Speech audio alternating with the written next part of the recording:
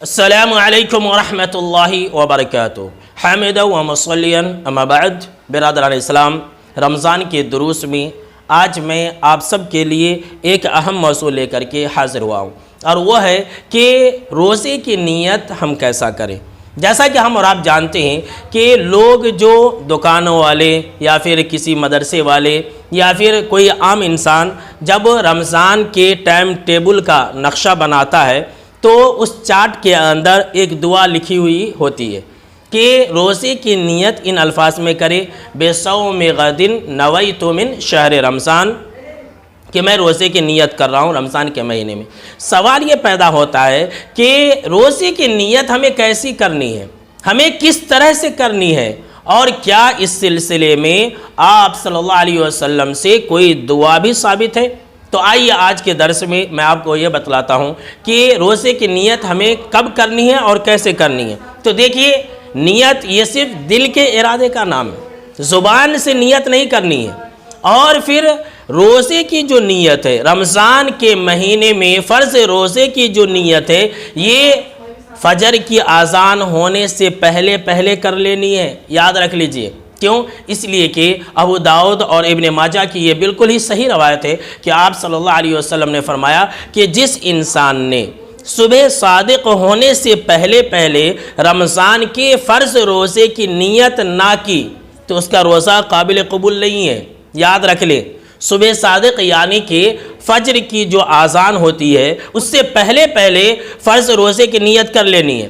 اب مثال کے طور پر کوئی انسان رات میں سویا، اس نے نیت نہیں کی تھی، اب جب اس کی آنکھ کھلی تو صبح کے 7 بج چکے تھے، فجر کی اذان بھی اس نے نہیں سنی، جماعت میں بھی حاصل نہیں ہوا، تو کیا ایسا انسان روزہ رکھ سکتا ہے؟ نہیں رکھ سکتا ہے، اس لیے کہ اس نے نیت ہی نہیں کی تھی۔ ہاں، اگر نیت کر کے رات میں سو گیا تھا اور پھر اگر بعد میں اٹھا تو کوئی حرج نہیں ہے، اس کا روزہ بالکل صحیح ہوگا۔ لیکن انسان نیت نہیں کیا اور ایسے ہی سو گیا اور پھر صبح میں اٹھا اور یہ سمجھتا ہے کہ میں روزہ رکھ لوں گا، تو اس کا روزہ قابل قبول نہیں ہے۔ یاد رکھ لے، کیوں؟ اس لیے کہ آپ صلی اللہ علیہ وسلم کا صراحت کے ساتھ یہ فرمان موجود ہے کہ جس نے رمضان کے مہینے میں فرض روزے کی پختہ نیت رات میں صبح صادق سے پہلے نہیں کی، اس کا کوئی روزہ نہیں ہے۔ تو ہمیں رات میں ہی نیت کر لینی ہے۔ اس کے بعد کیا ہے کہ نیت ہمیں ہر دن کے لیے الگ الگ کرنی ہے، ہر دن نیت ہونی چاہیے،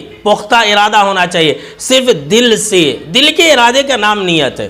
اب آئیے دوسری بات کی طرف کہ بہت سارے لوگ کیا کرتے ہیں کہ دعا پڑھتے ہیں کہ بھائی روزے کی نیت کی دعا ہے۔ سوال یہ پیدا ہوتا ہے کہ کیا آپ صلی اللہ تعالیٰ علیہ وسلم سے یہ دعا ثابت ہے؟ تو سن لیجئے میرے دوستوں، یہ جو دعا ہے یہ آپ صلی اللہ تعالیٰ علیہ وسلم سے ثابت نہیں ہے۔ یہ جو دعا ہے یہ میڈ ان انڈین ہے یا پھر میڈ ان پاکستان ہے۔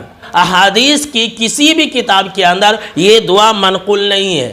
اگر آپ سے کوئی انسان یہ کہتا ہے کہ یہ حدیث کی دعا ہے تو یاد رکھ لے کہ وہ انسان جھوٹا ہے۔ اور دوسری بات دیکھیں میرے دوستو کہ یہ جو دعا ہے اسے کسی عجمی نے ایجاد کیا ہے۔ اب اسے عربی کی صحیح سمجھ نہیں تھی، جب عربی کی صحیح سمجھ نہیں تھی تو اس نے اس طرح سے دعا بنائی کہ وہ انسان خود جھوٹا ہو گیا، اور اس الفاظ کا جو میننگ ہے وہی اس بات کی گواہی دیتا ہے کہ دیکھو یہ حدیث کی بات نہیں ہے، یہ آپ صلی اللہ علیہ وسلم کا فرمان نہیں ہو سکتا۔ کیوں؟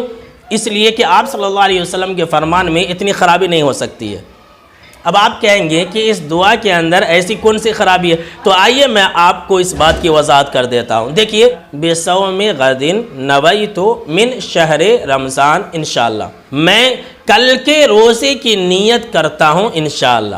مسلمان کتنے گئے گزرے ہیں کہ اس معنی پر بھی غور و فکر نہیں کرتے ہیں اور اس دعا کو خوب پڑھتے ہیں اور اس دعا کو پڑھے بغیر سحری بھی نہیں کھاتے ہیں۔ آپ اس پر غور کریں۔ اب دیکھیے، کوئی انسان نیت کر رہا بصوم غد، صبح سحری کے لیے اٹھا، 4 بجے وہ انسان سحری کھا رہا ہے اور سحری کھانے کے بعد یہ دعا کر رہا ہے کہ میں کل کے روزے کی نیت کرتا ہوں۔ تو کل کے روزے کا مطلب کیا ہوا؟ مطلب یہ ہوا کہ وہ انسان جو آج کا نہیں کل کے روزے کی نیت کر رہا ہے۔ اس کو ایک مثال کے ذریعے سمجھیے کہ کوئی انسان رمضان کی پہلی سحری کے اندر یہ نیت کر رہا ہے، تو گویا کہ اس نے کل کا لفظ بولا۔ جب کل کا لفظ بولا تو اس نے دوسرے رمضان کے روزے کی نیت کی، اب وہ انسان جب دوسرے رمضان کی روزے کی نیت کر رہا ہے تو گویا کہ اس کا روزہ ہی باطل ہے، اس لیے کہ آج ہے پہلا رمضان اور وہ انسان دوسرے رمضان کے روزے کی نیت کر رہا ہے۔ اب اسی طرح سے وہ ہر دن یہی دعا پڑھتا ہے تو دوسرا دن جب آتا ہے تو تیسرے دن کی نیت کرتا ہے، تیسرا دن جب آتا ہے تو چوتھے دن کی نیت کرتا ہے، اسی طرح سے اس کا سلسلہ پورا مہینہ چلتا رہتا ہے۔ گویا کہ جس دن وہ روزہ ہوتا ہے اس دن کے لیے وہ انسان نیت ہی نہیں کرتا ہے، اور جب نیت نہیں کرتا ہے تو اس کا روزہ قابل قبول ہی نہیں ہے۔ تو میرے دوستو، پتہ یہ چلا اس دعا کے اندر ہی معنی کی خرابی ہے، جو اس بات کا ثبوت دیتا ہے کہ یہ دعا آپ صلی اللہ تعالیٰ علیہ وسلم سے ثابت نہیں ہے، لہٰذا اس دعا کو آپ چھوڑ دیں۔